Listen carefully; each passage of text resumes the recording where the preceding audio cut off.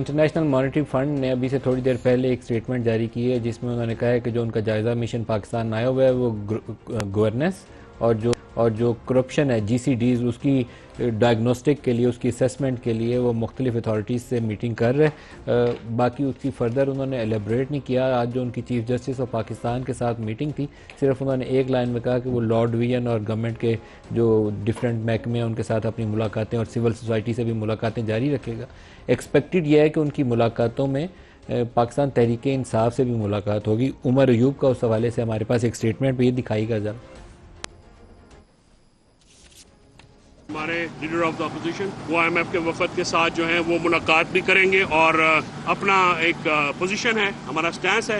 ہم نے ایک ڈوزیئر بھی تیار کیا ہے جس کو آج یحییٰ فریدی صاحب نے مینشن کیا, اور یہ ڈوزیئر بھی آئی ایم ایف کو دیں گے اور ہم آئی ایم ایف کے وفد کو مل کے جو حقائق ہیں وہ سامنے رکھیں. اور جو ڈوزیئر جو ہمارے پاس جو ہمارے ثبوت ہیں, میڈیکل لیگل رپورٹس ہیں, ہمارے لوگوں کی بلٹ انجریز ہیں, یہ جو سارا جو 2.5 سال میں ہوا ہے ہم نے وہ کمپائل کیا. پاکستان میں اس وقت نہ آئین کی بالادستی ہے نہ قانون کی بالادستی ہے. یہاں پہ ٹوٹل صرف جھٹکا صاحب چل رہا ہے. ہم لوگ جو الیکشنز میں ریگنگ ہوئی ہے وہ ساری چیزیں رکھیں گے, مینڈیٹ کی چوری رکھیں گے. اس وقت جو 26ویں ترمیم ہوئی ہے اس کے ساتھ جو پرابلمز کریٹ ہوئے ہیں تو وہ سامنے رکھے جائیں گے. گورننس کا شیرازہ بکھر گیا ہے, آئین اور قانون کا بالکل شیرازہ بکھر گیا ہے. تو یہ ساری کی ساری چیزیں بالکل رکھی جائیں گی اور ہم لوگ اپنا موقف بڑے زور و شور سے دیں گے.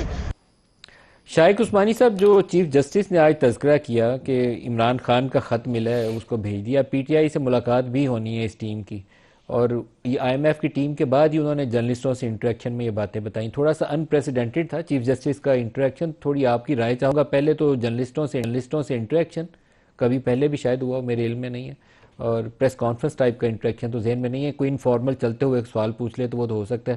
پھر براہ راست عمران خان کے اوپر سوال جواب کہ خط بھی ملا ہے, ڈوزیئر بھی ملا ہے, ایک یو ایس بی بھی ملی ہے جس کے اندر ڈیٹا ہے. دیکھیے, پہلی بات تو یہ ہے کہ کسی کو ہمت نہیں ہونی چاہیے کہ چیف جسٹس کو خط لکھے.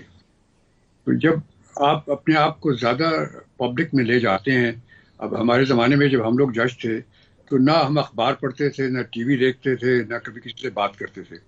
اب یہ ہو گیا کہ سوشل میڈیا کی وجہ سے ججز, چیف جسٹس وغیرہ سب جو ہیں وہ اب سامنے آ جاتے ہیں اور انوالو ہو جاتے ہیں پولیٹیکل میٹرز میں.